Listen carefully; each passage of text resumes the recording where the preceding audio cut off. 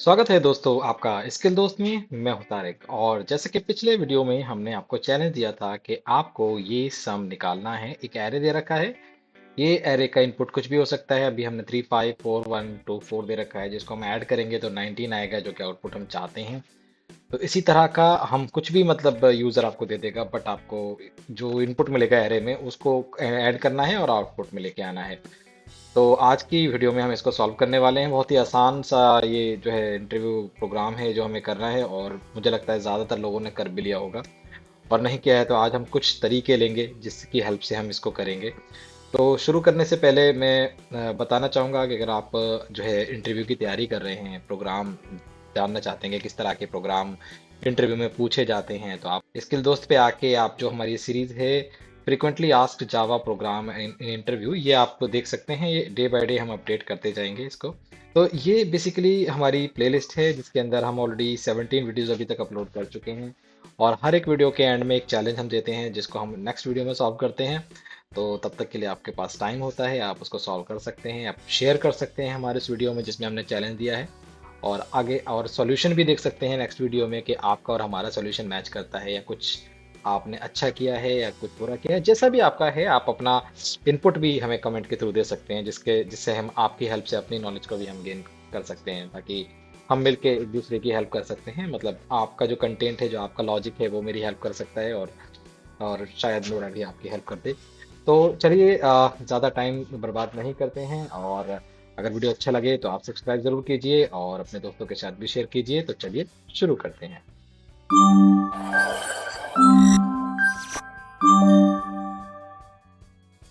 तो दोस्तों, मैं आ चुका हूँ इक्लिप्स पे, और इक्लिप्स पे हम एक क्लास बना लेते हैं कि सम ऑफ एरे के नाम से हम एक क्लास बना लेते हैं।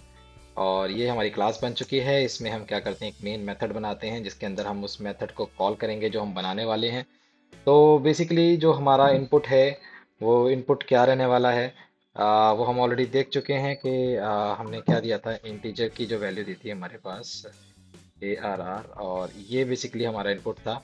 तो वहाँ से मैं इसको कॉपी कर लेता हूँ, 3 5 4 1 2 4। तो ये हमारा एरे है, और एक हम जो है इसका मेथड बनाने वाले हैं, मेथड नंबर 1 से। तो देखते हैं।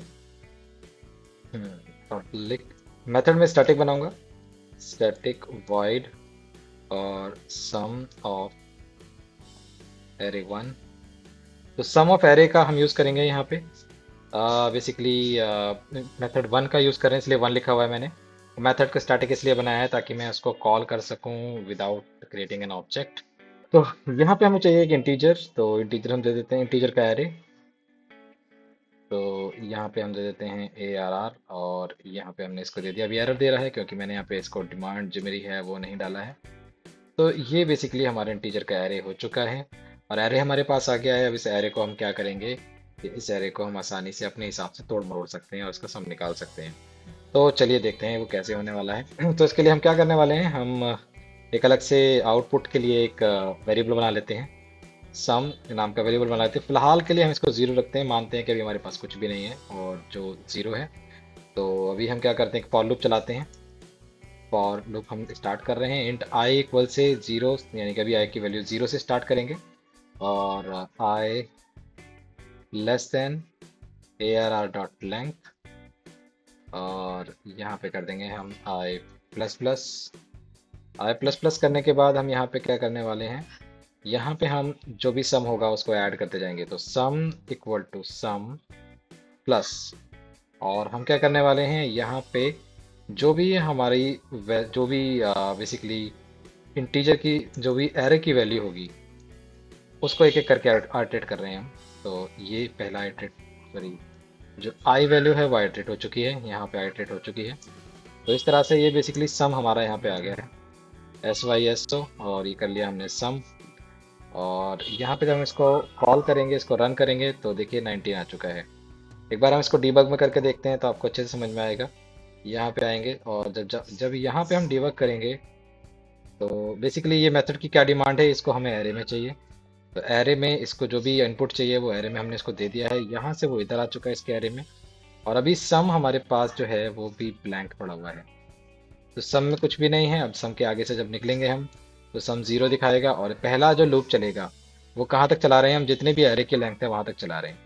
तो एरे की लेंथ जहां तक भी है वहां तक चलेगा, पहला पहला इटरेशन करेगा तो एरे की जो जीरो आई आई की जो जीरो वैल्यू है, यानी जीरो इंडेक्सिंग पे 3 है, तो 3 जो है जीरो में ऐड करेगा तो 3 आ जाएगा। उसके बाद अगला जो है वो आएगा 4, 4 जो है ऐड करेगा 3 में तो 7 आ जाएगा सम के अंदर। इसी तरह से एक एक करके जो भी है नंबर लेता रहेगा और ऐड करता रहेगा, और ये यहाँ पे हमारा इस तरह से नंबर पूरा का पूरा यहाँ पे 19 आ जाएगा और प्रिंट हो जाएगा। तो इस तरह से बेसिकली हम क्या कर सकते हैं, मेथड 1 की हेल्प से हम इसको सॉल्व कर सकते हैं। तो ये तो पहला तरीका हो गया कि इसकी हेल्प से हम इसको इस तरह से आसानी से हम कर सकते हैं। अब देखते हैं मेथड 2, जिसकी हेल्प से, अच्छा फॉर की जगह पे आप वाइल लूप का भी यूज़ कर सकते हैं, तो वो आप खुद से ट्राई करके देखिए, बहुत आसान है। इसके अलावा अब हम देखें तो दूसरा मेथड जो हम लेने वाले हैं वो हम लेंगे स्ट्रीम का। तो देखते हैं वो कैसे होगा। तो सेम यही चीज़ रहने वाली है, थोड़ा सा चेंजेस करेंगे हम इसके अंदर। तो सेकंड मेथड को सॉल्व करने के लिए हम एरे क्लास का यूज़ करेंगे, तो हम यहाँ करने वाले हैं उसको एरेज डॉट और स्ट्रीम। बेसिकली हम स्ट्रीम जो है थोड़ा सा एडवांस माना जाता है, बट उसका हम यूज़ करने वाले हैं। तो स्ट्रीम में हम बताएंगे कि स्ट्रीम में हमें क्या चाहिए, क्या मतलब कौन सा एरे है वो हम इसको डिफाइन करेंगे। तो ए आर आर को हम पास करवा देंगे, और इस स्ट्रीम के साथ करना क्या है, एक एरे जो दे रहे हो स्ट्रीम में लाके क्या करना है, तो एक मेथड होता है सम। तो सम बाय डिफॉल्ट जो है मेथड होगा वो आपको सम करके दे देगा। तो हम क्या कराएंगे, जो भी सम होगा वो हम यहाँ पे ले आएंगे। और सम हमें क्या रिटर्न करता है, इंटीजर में रिटर्न करता है, तो हम इसको इंटीजर में रिटर्न करवा देंगे। तो इंट आउट, और यहाँ पे आ जाएगा जो भी हमारा आउटपुट होगा वो। तो ये सबसे आसान मेथड निकला। और ये देखिए यहाँ पे जब आप आएंगे तो 19 अभी पुराने वाले मेथड का चल रहा है, यहाँ पे हम 1 की जगह पे 2 करते हैं, और ये देखो यहाँ पे ये भी 19 आ रहा है। ठीक है, तो यहाँ पे मेथड 2 से हमने इसको सॉल्व कर लिया और 19 हमारा आउटपुट आ चुका। अब एक और मेथड लेते हैं रिकर्जन वाला। रिकर्जन थोड़ा सा एडवांस और टफ माना जाता है, तो वो भी इतना टफ नहीं है, वो भी हम उसको समझेंगे वन बाय वन, एक स्टेप बाय स्टेप। तो आते हैं पब्लिक स्टैटिक वॉइड और सम ऑफ, सी को 3 कर लेते हैं।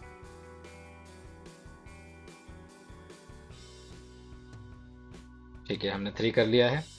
और यहाँ पे 3 करने के बाद बेसिकली हम क्या करेंगे कि अब हम जो है तीसरा मेथड जो है हम यूज़ करने वाले हैं रिकर्जन वाला। तो ये थोड़ा सा हमें इस पे अच्छे से फोकस करना पड़ेगा। इसकी डिमांड क्या है, इस मेथड की डिमांड जो होने वाली है वो होगी दो चीज़ों की। एक तो उसको हम पहले ही बता देंगे कि आप हमें क्या क्या चाहिए।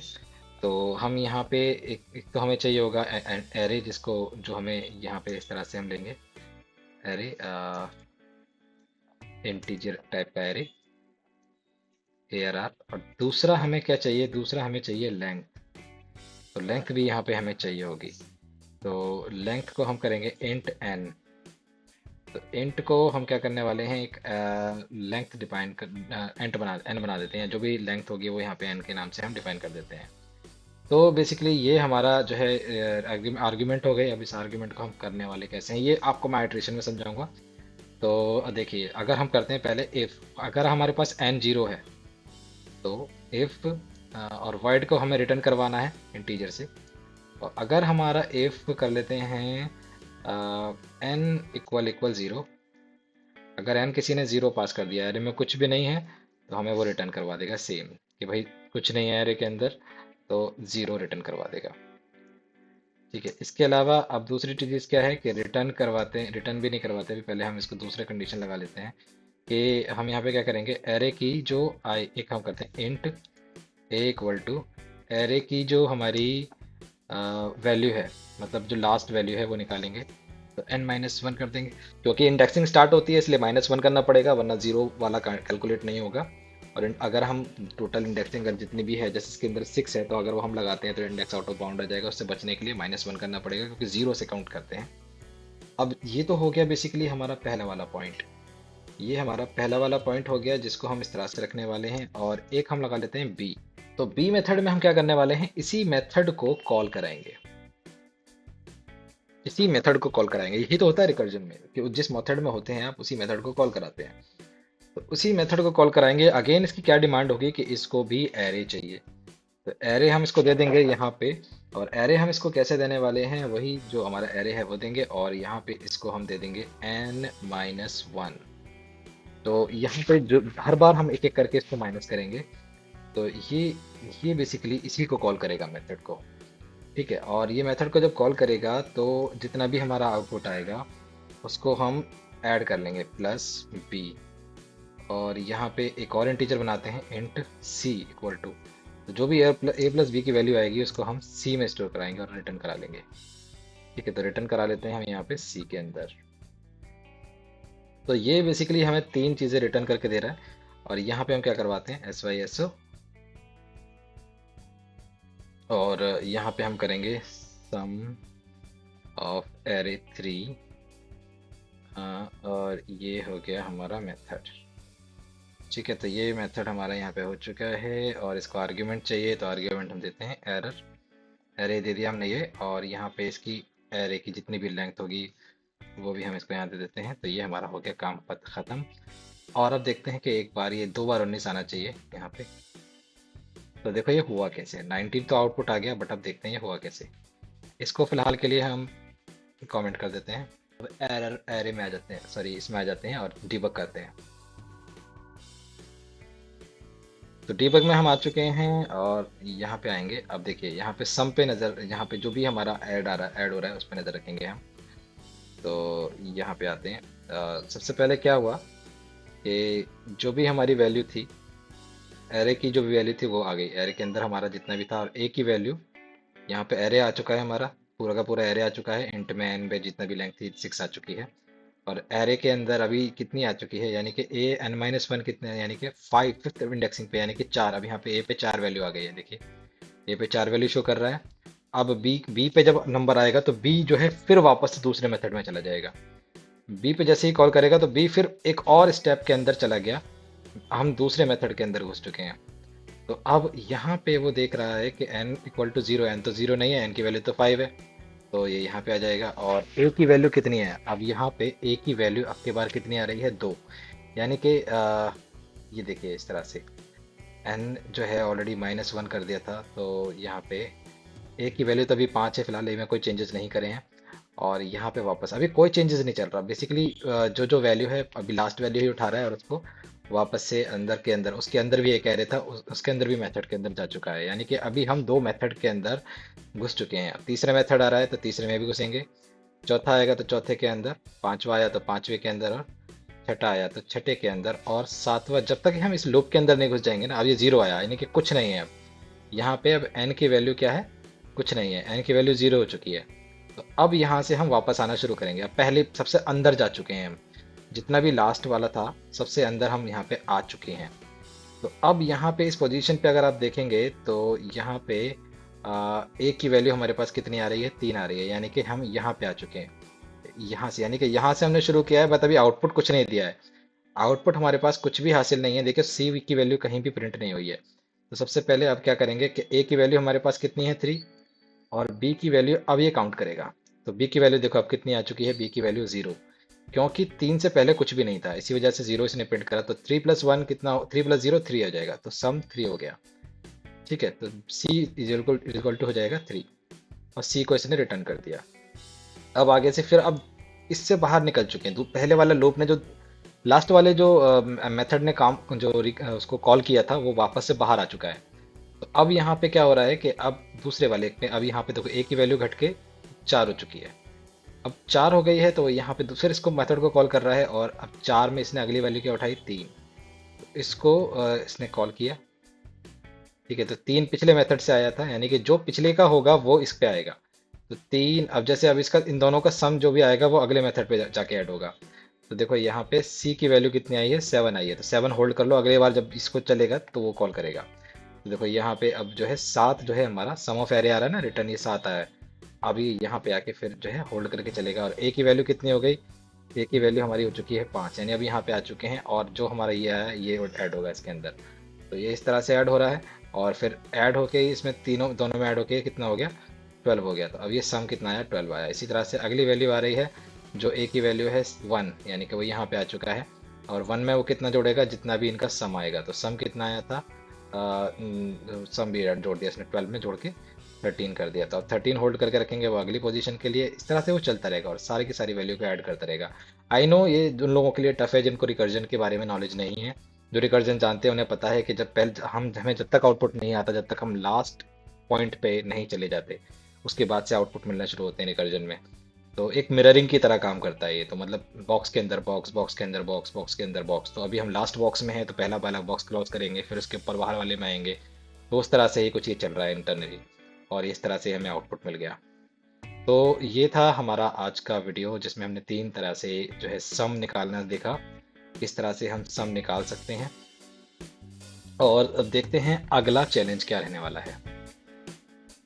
तो अगला चैलेंज होने वाला है कि एक हमें मल्टीप्लाई टेबल क्रिएट करनी है, वो भी मल्टीप्लाई ऑपरेटर के बिना। यानी कि जो हमारा मल्टीप्लाई ऑपरेटर जो कि स्टार होता है उसको यूज़ नहीं करना है, और मल्टीप्लाई टेबल क्रिएट करनी है। बहुत ही आसान सा क्वेश्चन है, जो लूप जानते हैं बहुत अच्छे से कर पाएंगे इसको, मैंने हिंट भी दे दिया।